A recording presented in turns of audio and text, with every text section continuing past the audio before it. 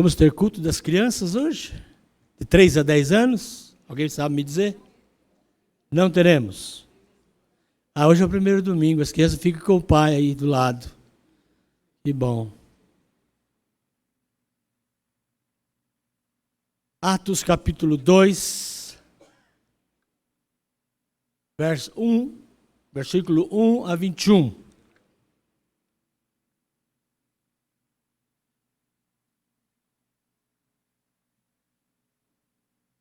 Assentados como estamos, com reverência, vamos ler Atos, capítulo 2, verso 1 a 21. Olha que texto interessante. Atos, ou atitude dos apóstolos. Ao cumprir-se o dia de Pentecostes, estavam todos reunidos no mesmo lugar. De repente, veio do céu um som, como de um vento impetuoso, e encheu toda a casa onde estavam assentados. E apareceram distribuídas entre eles línguas como de fogo, e pousou uma sobre cada um deles. Todos ficaram cheios do Espírito Santo e passaram a falar em outras línguas, segundo o Espírito lhes concedia que falassem. Ora, estavam habitando em Jerusalém judeus, homens piedosos, vindos de todas as nações debaixo do céu. Quando, pois, se fez ouvir aquela voz, afluiu a multidão, que se possuiu de perplexidade, porquanto cada um os ouvia falar na sua própria língua. Estavam, pois, atônitos e se admiravam, dizendo: Vede, não são porventura galileus todos esses que aí estão falando? E como os ouvimos falar, cada um em nossas próprias línguas maternas? Somos partos, somos medos, somos elemitas, e os naturais da Mesopotâmia, Judeia, Capadócia, Ponto e Ásia, também da Frígia, da Panfília, do Egito e das regiões da Líbia, nas imediações de Cirene, e romanos que aqui residem. Tanto judeus como prosélitos, cretenses e arábios, como os ouvimos falar em nossas próprias línguas as grandezas de Deus? Todos atônitos e perplexos interpelavam uns aos outros: que quer dizer isso? Que quer dizer isso? Outros, porém, zombando, diziam: e nada, estão bêbados, embriagados. Então se levantou Pedro com os 11, e erguendo a voz, advertiu-os neste termos: varões judeus e todos os habitantes de Jerusalém, tomai conhecimento disto e atentai nas minhas palavras. Estes homens não estão bêbados, embriagados, como vocês estão pensando, sendo afinal esta a 3ª hora do dia. Mas o que ocorre é o que foi dito por intermédio do profeta Joel. Abre aspas. E acontecerá nos últimos dias, diz o Senhor, que derramarei do meu espírito sobre toda a carne, vossos filhos e vossas filhas profetizarão, vossos jovens terão visões e sonharão os vossos velhos. Até sobre os meus servos e sobre as minhas servas derramarei do meu espírito naqueles dias e profetizarão. Mostrarei prodígios em cima no céu e sinais embaixo na terra, sangue, fogo e vapor de fumaça. O sol se converterá em trevas e a lua em sangue, antes que venha o grande e glorioso dia do Senhor. E acontecerá que todo aquele que invocar o nome do Senhor será salvo. Oremos mais uma vez. Pai, a tua palavra está aberta diante desse texto tão impactante, extraordinário, que mudou a vida daqueles seus discípulos. Também, Senhor, possa, através da mensagem desse texto, transformar a nossa vida, nossa história de vida. Faz isto e fala conosco, em nome de Jesus. Amém. Eu não sei se vocês se lembram, mas a crucificação de Jesus, ela foi terrível. entristeceu por demais o coração dos discípulos. Muitos fugiram de medo. Até alguns dos discípulos, desapareceram com medo de também serem presos e crucificados. A morte de Jesus trouxe um desalento para os seguidores. E não eram poucos, já aproximadamente quase 500 seguidores. E Jesus tinha dito a eles que tudo isso ia acontecer. E que eles não tivessem medo.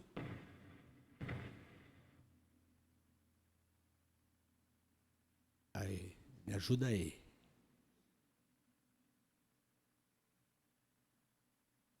Que eles não tivessem medo de barulho nenhum, e de nada, e nem dos judeus, mas que eles ficassem em oração, reunidos num lugar.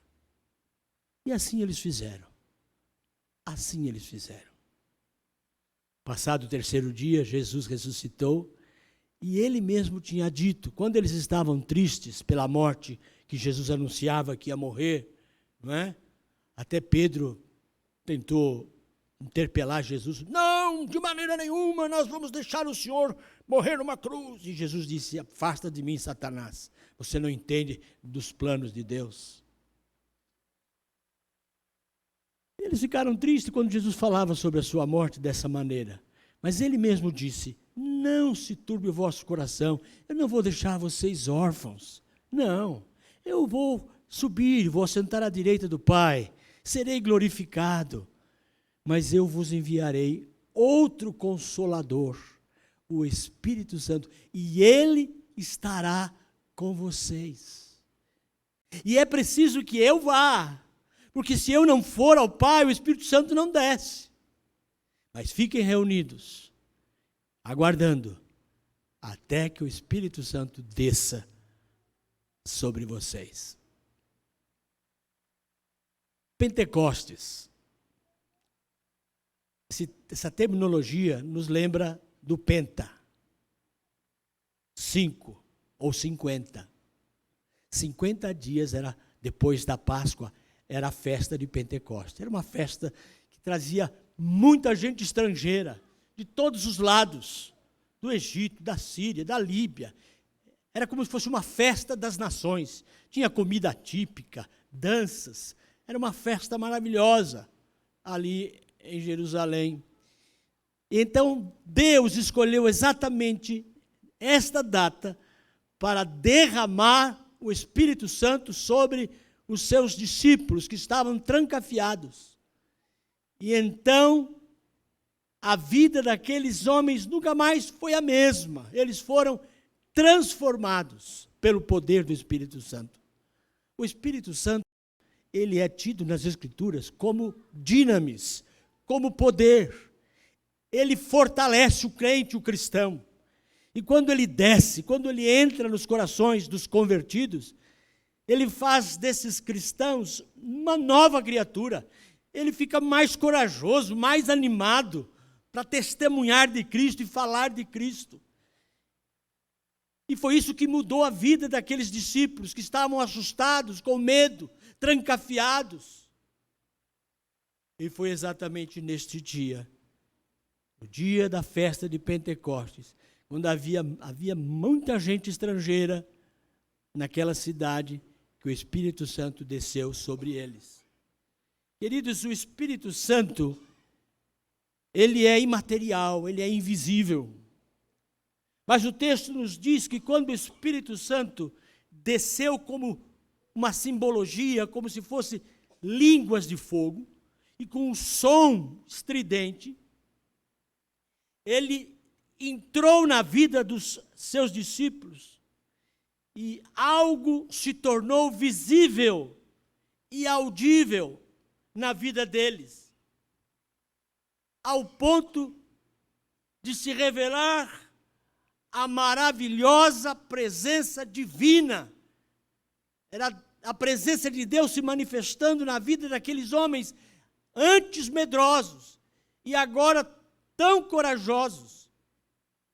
E foi algo tão extraordinário que eles saíram e na praça começaram a pregar sobre o reino de Deus, e cada um ouvia na sua própria língua. E eles ficaram impactados. Como pode? Pescadores, homens rudes, semi-analfabetos, como podem eles pregar na minha língua? Eu que sou egípcio, o outro que era libanês, o outro que era romano. Como pode isso? Alguém disse, eu não estou entendendo isso não. Para mim eles estão todos embriagados e bêbados. Mas esta hora da tarde, 3 horas da tarde, não é possível. Aí vocês vão perceber a importância do Espírito Santo na vida de um homem. Exatamente nesse momento, o homem mais medroso, aquele que cuspiu na cruz de Cristo, que negou a Jesus por 3 vezes, Pedro, o medroso, o rude, teimoso, obstinado, estava assustado com medo da morte. De repente, agora ficou tão corajoso, e ele se levanta no meio da multidão e diz, atenção, todos olhem para mim. Todo mundo ouvia na sua língua. Que coisa extraordinária. Se tivesse alguém do Brasil lá e ouvir em português, atenção, Pedro levantou e começou a falar com eles. Queridos, do Pentecoste, nesse dia extraordinário, quando o Espírito Santo desceu, Pedro pregou à multidão que estava reunida ali, e ele pregou de uma forma tão impactante, foi um dos sermões mais impactantes daquela época, pós-Jesus. Ele disse assim, esse Jesus está agora exaltado à direita de Deus Pai. Ele foi recebido na glória, porque ressuscitou dentre os mortos, para se cumprir a promessa que ele mesmo fez. Ele enviou o Espírito Santo. E isto que vocês agora estão vendo, essas línguas de fogo, esse som, esse ruído assustador, e cada um entendendo a mensagem na sua língua, isto é obra do Espírito Santo que acabou de descer e cair sobre nós, seus discípulos e apóstolos. Queridos, aquilo foi algo tão extraordinário, tão impactante. Diz a palavra de Deus em Atos dos Apóstolos, no capítulo 3, que naquele sermão de Pedro, cheio do Espírito Santo, impactado pelo Espírito Santo, mais de 3.000 almas aceitaram a Jesus como Salvador. Eles que antigamente, ou momentos antes, estavam fugindo com medo, agora se levantam corajosos para falar do Evangelho do Senhor Jesus Cristo, ousadamente, com intrepidez. Queridos, o Espírito Santo é algo tão extraordinário. Ele pode entrar na vida de um homem e transformá-lo com uma força tão extraordinária, que ele encoraja as pessoas ao ponto de elas preferirem até a perseguição, preferirem o cárcere, preferirem a morte, ao terem que abandonar o Senhor Jesus. Quantas vezes eu lendo a história dos mártires do passado, que morreram queimados, jogados aos leões, cortados ao meio pela espada, eu fico pensando, quanta coragem, como eles venceram esse calvário, uma morte tão cruenta. É a força e o poder do Espírito Santo agindo em nós nos momentos difíceis. O que mais que eles viram? O que mais impactou aqueles homens a partir desse momento da descida do Espírito Santo? Eles viram agora uma igreja reunida, cheia de amor, uma igreja que trazia os bens, ou vendia os seus bens e trazia o dinheiro aos pés dos apóstolos para ajudar os mais pobres e distribuir entre os mais necessitados. Isso foi transformador. O Espírito Santo faz uma obra transformadora. Queridos, só o Espírito Santo pode converter o nosso bolso. Só. Como a gente é apegado ao vil metal, como a gente ama o dinheiro, os bens materiais. E para você ser uma pessoa pronta a dar, você precisa ter uma experiência com o Espírito Santo. Eles viram esses homens assim, agindo de forma amorosa, transformadora. Queridos, o Espírito Santo nos transforma de donos em mordomos.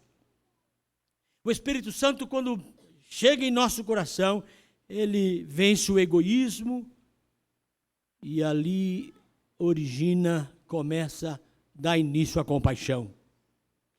O Espírito Santo, quando chega em nosso coração, ele destrói a ganância e cria em nós a generosidade. Por isso eu gostaria de falar nessa noite sobre essa missão tão importante do Espírito Santo na vida da igreja. A nossa igreja precisa ser impactada por uma obra, um derramar do Espírito Santo. Porque o Espírito Santo, ele aviva a igreja, ele desperta a igreja para servir, para amar, para ser uma igreja vibrante e atuante. Em primeiro lugar, queridos, em Atos capítulo 1, versículo 8, nós vamos ver o texto. Diz assim: mas recebereis poder ao descer sobre vós o Espírito Santo, e sereis minhas testemunhas, tanto em Jerusalém, como em toda a Judéia, Samaria e até os confins da terra. Queridos, para sermos boas testemunhas de Cristo Jesus, nós precisamos desse poder, desse dinamis, que é o Espírito Santo, que desce sobre nós. Queridos, sem o Espírito Santo, portanto, em primeiro lugar, não há poder milagroso na nossa história de vida. É o Espírito Santo quem dá unção, que controla o nosso ser, que controla os nossos impulsos carnais. É o Espírito Santo quem nos dá autoridade. É o Espírito Santo que é a mola mestra dos milagres. Nós precisamos da unção do Espírito Santo em nossas vidas. Você deve estar perguntando: pastor, como é que eu faço? Onde é que eu compro isso? Aliás, alguém na Bíblia disse a mesma coisa.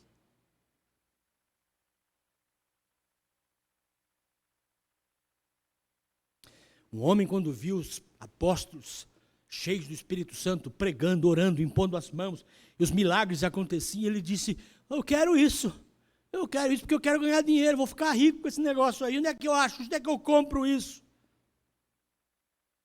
E então eles disseram: não, isso não se compra, isso se recebe, é obra de Deus em nosso coração, na nossa vida. Queridos, como a igreja reformada, igreja presbiteriana, entende essa doutrina da pessoa do Espírito Santo?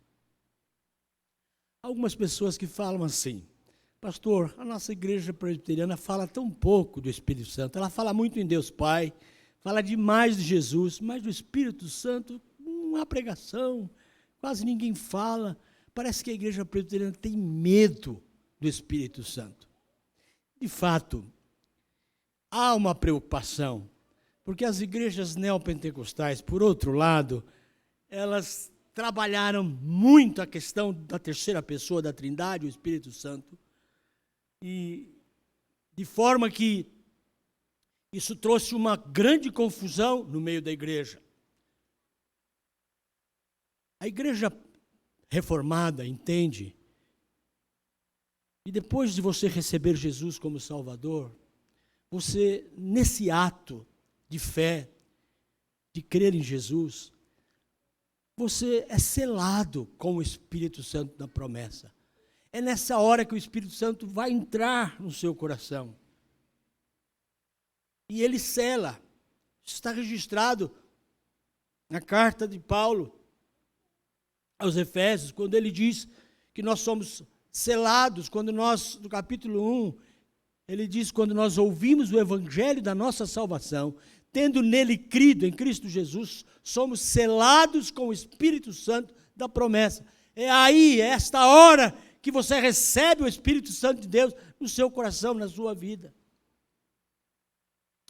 O problema é que o Espírito Santo chega no seu coração e ele vê que a casa do seu coração está muito ocupada. E ele arruma um cantinho para ficar. Tem muita mobília, tem muito entulho, pecados, muitas coisas que estão ali entristecendo o Espírito Santo, apagando o Espírito Santo. E é preciso que você dê lugar ao Espírito Santo na sua vida, se santificando, limpando o seu coração, para que o Espírito Santo comece a ocupar todo o espaço do seu coração e encher. Esse é o enchimento que nós cremos, a Igreja Reformada. A cada dia se santificando, o Espírito Santo vai enchendo, enchendo, enchendo. É como um copo de água e ele está cheio de areia, de pedra e um pouquinho de água. Para ele encher de água, você tem que tirar areia, tem que tirar pedra, aí aquela água vai achando espaço e vai enchendo o copo até transbordar. Queridos, nós precisamos entender isso, que sem o Espírito Santo agindo poderosamente nas nossas vidas, nós, como igreja, perdemos o poder de testemunho, o poder da unção fresca de Deus agindo soberanamente, extraordinariamente na nossa vida. Isso é falta do Espírito Santo, é falta de santificação. É por isso que nós declaramos que o Espírito Santo, ele é muito importante na missão da vida da igreja. A igreja precisa se encher do Espírito Santo. Cada membro aqui que tenha Jesus como Salvador, que já foi selado pelo Espírito Santo, precisa deixar-se encher pela pessoa do Espírito Santo. Encher o seu coração, encher a sua vida, deixar transbordar. É interessante que há um texto em Mateus capítulo 3 que diz que Deus dá o Espírito Santo àqueles que lhe o pedirem. É interessante que a gente pede tanta coisa na oração. Eu vejo nas orações de vocês. A gente pede cura, saúde, emprego, bênçãos, proteção. Mas quase eu nunca vejo ninguém pedir, Senhor, dá-me mais do teu Espírito Santo. Enche-me do teu Espírito Santo. Isso é desejo. Ele disse que aqueles que pedem, ele daria o Espírito Santo. É desejo de Deus conceder o Espírito Santo, encher o nosso cálice, para que possamos ter uma vida de poder. Poder como? No nosso testemunho, irmãos. Às vezes nosso testemunho é fraco. A gente não está impactando nem o vizinho, nem ninguém. É preciso ter o Espírito Santo no nosso coração para abalarmos as estruturas, como aconteceu no dia de Pentecostes. Agora percebam, o outro lado, que trouxe muita confusão e que a gente fica com medo do Espírito Santo, é porque os neopentecostais, com todo respeito, apenas como referência, eles querem repetir o Pentecostes. E uma coisa que nós aprendemos na teologia é que uma história de uma igreja não se repete. É uma história daquela igreja. Não se pode fazer doutrina no livro de Atos. Por que não se pode fazer doutrina? Porque é uma história de uma igreja. Isso aconteceu entre eles, na igreja primitiva, entre os apóstolos. E nós não podemos pôr uma faixa aqui na frente e dizer, venham domingo que vem, vai ser o dia de Pentecostes, o Espírito Santo vai ser derramado aqui na igreja de Rei Carvalho. Nós não podemos fazer isso, porque aquilo foi um ato histórico. Mas muitos pregam assim, ensinam assim, que o enchimento do Espírito Santo é como uma segunda bênção. A primeira bênção é aceitar Jesus. A segunda é sair aí pedindo o batismo com o Espírito Santo. Me batiza, me batiza, me batiza, me batiza. Muita gente manda pôr uma roupa branca, subir no monte, e lá no monte começar, me batiza, me batiza, me batiza, me batiza. Aí Deus fala assim, meu filho, não vou te batizar. Você está cheio, seu coração está cheio de entulho, cheio de pecado, cheio de vícios. Vai acertar a sua vida, santifica a tua vida, que aí eu encho. Como é que eu vou encher a tua vida? Teu cálice se está cheio de tanto entulho. Queridos, nós já somos selados com o Espírito Santo da promessa. Agora ele diz, não entristeçai o Espírito que habita em vós. Não é para sufocar o Espírito, mas é para dar lugar ao Espírito. se santificando, esvaziando o coração dos entulhos da vida e, através da santidade, criando espaços para que o Espírito Santo possa encher e crescer. Por isso a Bíblia diz: enchei-vos do Espírito Santo. Não vos embriagueis com vinho, mas enchei-vos do Espírito Santo, para ter poder milagroso na sua história de vida. Em segundo lugar, a importante missão do Espírito Santo na vida da igreja, em segundo lugar, é que sem o Espírito Santo não há poder para um testemunho eficaz. Eu já estava adiantando o assunto aqui no primeiro ponto. Em Atos 8 ele diz: nós haveríamos de ser testemunhas em Jerusalém, que é local, no estado, não é? E aí vai saindo para fora, seria aqui em Carvalho, seria no estado de São Paulo, pois seria nos outros estados, Minas Gerais, e no Brasil todo, e depois, quem sabe, no estrangeiro, além-mar, aonde fôssemos enviados, seríamos uma bênção. Queridos, nunca se viu nos nossos dias, como de hoje, um testemunho, como disse há pouco, tão fraco. Na verdade, os testemunhos dos crentes de hoje, na sua grande maioria, é uma verdadeira vergonha. É só você olhar para a bancada evangélica lá no meio dos políticos. Mau testemunho, falta de compromisso com a palavra de Deus. E hoje se fala muito que o Brasil é um país evangélico, os evangélicos, mas os evangélicos, na verdade, têm um testemunho tão fraco. Precisam ser transformados pelo poder do Espírito Santo, uma vida transformada. Deixar a presunção, deixar o orgulho, serem parecidos com Cristo. Deixar o Espírito Santo encher o coração até transbordar. Aos seguidores de Jesus hoje, falta muito poder, dinamis, ou seja, o Espírito Santo para testemunhar. Hoje os evangélicos estão se identificando com o mundo. Falam praticamente a mesma linguagem, usam os mesmos costumes.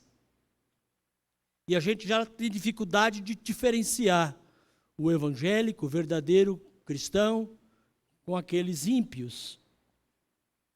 Isso é falta do dinamis, do poder do Espírito Santo. E se não há testemunho eficaz, meus irmãos, isto implica em dizer que falta esta unção, falta a unção do Espírito Santo, falta o poder, o dinamis para testemunharmos de forma eficaz. Um outro ponto diz assim, que sem o Espírito Santo não há avanço até os confins da terra. Não há avanço, como diz Atos 1:8. O avanço da igreja hoje, ele é lento. Mais da metade da população mundial pela qual Cristo morreu ainda não foi alcançada pelo Evangelho. Calcula-se que existam pelo menos 17 mil povos ou grupos étnicos no mundo todo que nem sequer têm igreja, nem Bíblia, nem missionários, nem cristão algum ao seu alcance. Jesus Cristo prometeu derramar o Espírito Santo àqueles homens para que eles pudessem ser testemunhas fiéis. Queridos, quando Jesus enche o coração de um crente com o Espírito Santo até transbordar, ele solta a nossa língua para falarmos de Jesus, para falarmos dele. Ele faz abrir a boca do crente mudo, que não fala, que não testemunha. Efatá, ele disse, Jesus, ao mudo, efatá, que significa abre-te, abre a boca. Aí começa a falar, e houve um milagre, e o menino começou a falar, milagre de Jesus. É o que nós precisamos, nos encher do Espírito Santo, para termos coragem, para testemunhar e falar de Cristo a tempo e fora de tempo. Uma igreja cheia do Espírito Santo proclamará fielmente a crucificação e a ressurreição de Jesus Cristo com seus atos redentores. Queridos, nós precisamos ser cheios do Espírito Santo para termos o poder, o dinamis. Nós conhecemos a palavra. Somos conhecidos como a igreja que conhece a Bíblia. E aí há um texto que diz: errais por não conhecerdes as Escrituras. Nós procuramos conhecer as Escrituras, estudamos a Bíblia. Mas o versículo não para por aí. Errais por não conhecerdes as Escrituras e nem o poder de Deus. Será que vale a pena a gente conhecer as Escrituras e não conhecer o poder de Deus? Temos medo do Espírito Santo. Temos medo de descambar para um avivamento maluco. Temos medo de descambar para um avivamento carnal. Isso não é bom. Nós precisamos ter coragem de pedir ao Senhor que nos dê o Espírito Santo, que nos encha com o Espírito Santo. Esse é o sentido de dar, é encher, porque Ele está no nosso coração. Talvez esteja aí tímido, escondido, acabrunhado. Não é? Precisamos do poder para um testemunho eficaz. E precisamos desse Espírito Santo também para o avanço da proclamação do Evangelho até os confins da terra. Eu queria desafiar você a se interessar mais pela pessoa do Espírito Santo. Há tantos livros bons que você pode ler acerca da pessoa do Espírito Santo. Quem sabe nós pudéssemos ter uma aula aqui na escola dominical sobre a pessoa do Espírito Santo. Até alguns acham que o Espírito Santo é uma força espiritual. E não é. O Espírito Santo é uma pessoa. Ele é Deus. Ele é Deus em nós. Ele habita em nossos corações. Quando a igreja descobrir esta verdade, começar a fazê-lo crescer, o Espírito Santo em sua vida vai mudar, seu casamento vai mudar, sua casa vai mudar, e você receberá uma unção fresca, vinda de Deus, e o poder de Deus se manifestará na sua vida, e os milagres começarão a acontecer no nosso meio, prodígios e sinais. A Bíblia diz que esses sinais seguiriam aos que crescem. Talvez falta-nos poder, irmãos. Errais por não conhecerdes as Escrituras e nem o poder de Deus. Que coisa impressionante, extraordinária. Vamos buscar o Espírito Santo. Essa é a aplicação da mensagem e a proposta de Deus para nós nessa noite. Vamos buscar o Espírito Santo. De que maneira? Para que Ele encha. Esse é o sentido da busca. É a santificação. É limpar o vaso, limpar o copo, para que o Espírito Santo ocupe o lugar, encha o nosso coração até transbordar, assim como aconteceu com aqueles homens. Para finalizar, de fato, algumas coisas especiais aconteceram na época de Jesus, pós sua morte, sob a pessoa do Espírito Santo.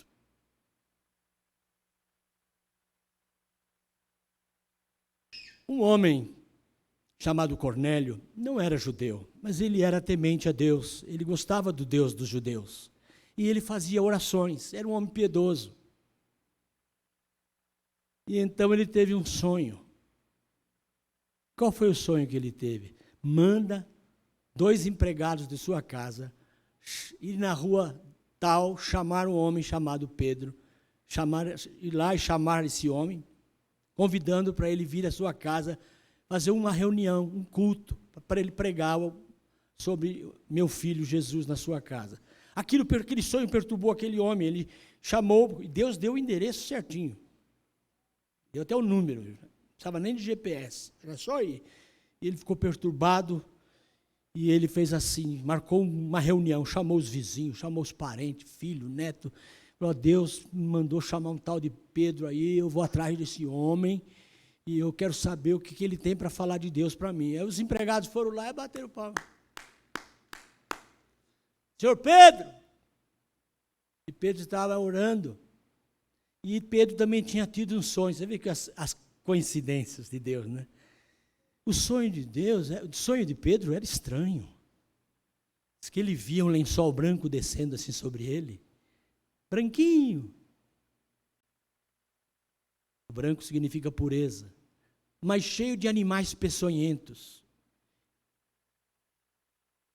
Imagine, rã, lagarto, né? Ele via aqueles animais, porco, que judeu não come carne de porco, e o sonho falava assim: Pedro, mata esses animais e coma.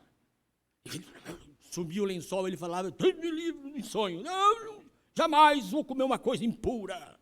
Aí Deus falava assim: não considere impuro aquilo que eu purifiquei. Aquilo ficou na cabeça de Pedro, ele não entendia aquele sonho de jeito nenhum.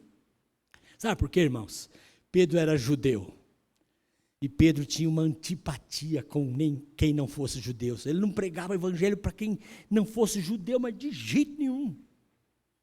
Não gostava de pregar o evangelho para quem não fosse judeu. E agora, de repente, ele está nesse sonho, nessa crise, alguém batendo palma, ele vai atender, falou: vim aqui porque tem o meu patrão. Quero dizer, ele não é judeu, não, ele é gentil. É Cornélio, mas ele teve um sonho lá, disse que o tal de Deus aí, de vocês, mandou chamar o senhor para ir lá. Aí Pedro falou: eu ir lá na casa desse gentil, pregar o evangelho? Não vou mesmo. Lembrou do sonho. Não considere impuro aquilo que eu purifiquei. Falou: agora eu entendi meu sonho. Eu tenho que ir lá falar do evangelho de Jesus para esse homem. Porque é Deus quem purifica qualquer um de nós. E ele foi lá. Chegou, alguém levou a sanfona, o cancioneiro para cantar alguns cânticos. Foi recebido cheio de gente, ávida para ouvir do evangelho. Fala, Cornélio falou: por favor, fala, eu estou aqui numa agonia desse Deus. Que Deus é esse? Fala para mim. E Pedro falou: que oportunidade. E ele, cheio do Espírito Santo, começou a pregar. É Jesus, é o Filho de Deus, ele morreu na cruz alguns dias atrás, ele ressuscitou, está vivo, o Espírito Santo foi descendo naquele lugar, e a palavra de Deus foi sendo pregada naquele lugar, naquela sala, e as pessoas começaram a ser impactadas, e elas caíram de joelhos, e começaram a chorar, e pedir perdão a Deus pelos seus pecados. Cornélio, seus parentes, seus vizinhos, o Espírito Santo desceu naquele lugar, e eles aceitaram a Jesus como Salvador, e pasmem, diz a palavra de Deus, que o Espírito Santo encheu todos aqueles homens do Santo Espírito de Deus. Pedro ficou impactado, ele disse: não é possível. Que isso, Senhor? Esses homens, e nem judeus são, estão sendo cheios do Espírito Santo, de repente, sem passar pela classe de catecúmenos, sem passar pelo estudo bíblico, sem escola dominical, sem se santificar, de uma vez só, eles foram cheios do Espírito Santo. Aí alguém me perguntou, eu volto para o princípio que eu ia dizer isso para você: pastor, pode alguém ser cheio do Espírito Santo de uma vez só? Já pôde. Quando a igreja precisava de pregadores, estava no começo, era o início da igreja. Hoje ele pode fazer? Até pode, mas é para mandar você para o Afeganistão, para ser missionário lá. Você vai ser missionário uma semana lá e vai morrer. O processo de Deus hoje para encher do Espírito Santo é santificando, é paulatino, é dia a dia. Dia a dia. Percebe como está nas nossas mãos a possibilidade de sermos cheios do Espírito Santo? Só depende de você, de mim e de você, querer. Por isso ele diz assim: aqueles que querem é só pedir, eu darei o Espírito Santo. Ou seja, eu vou encher, mas é preciso pedir, é preciso esvaziar o copo, se santificar, para que você então tenha poder para grandes sinais e prodígios, para que você tenha um testemunho eficaz, uma palavra forte, ousada, intrépida, e para que você possa avançar, levando o evangelho até os confins da terra. É para isso que nós precisamos do Espírito Santo. Que Deus nos ajude, irmãos, é um processo tão difícil nos dias de hoje, a santificação, mas você faz parte. Depende de você querer. Buscar-me-eis e me achareis, quando me buscardes de todo o vosso coração. Eu quero encher a minha vida do Espírito Santo. Eu quero encher a minha vida do Espírito. Eu queria que você também buscasse mais o Espírito Santo. Você precisa, para ter mais poder, para ser uma bênção, um vaso de bênção, para ser um missionário ousado e intrépido. Que Deus abençoe a nossa igreja. E que essa mensagem sirva para aguçar o seu interesse em conhecer mais sobre a pessoa bendita, gloriosa do Espírito Santo de Deus, que habita os nossos corações, porque um dia fomos selados com o Espírito Santo da promessa. Pai, olha para essa gente, Senhor. É gente simples, gente que está aprendendo do Evangelho ainda. Ó Deus, nós precisamos do Espírito Santo. Às vezes temos medo, às vezes, ó Deus, nós estamos com o nosso vaso tão cheio de tanto entulho, tanto pecado, tantas mazelas. O Espírito Santo está sufocado, entristecido, como diz a tua palavra, em nosso coração. Mas, Senhor, desperta, aguça o interesse desses meus irmãos em conhecer a pessoa gloriosa do Espírito Santo de Deus. Aquele que dá poder, aquele que enche, que transborda, que dá um batismo de alegria, que nos faz, ó Deus, conhecer o poder e sermos uma testemunha viva nesses tempos de trevas. Por isso, desperta a tua igreja. Desperta a tua igreja, a santificação e a busca pela terceira pessoa da Trindade. Ó Espírito Santo de Deus, enche os nossos corações, enche os nossos vasos. É assim que nós oramos em nome de Jesus. Amém.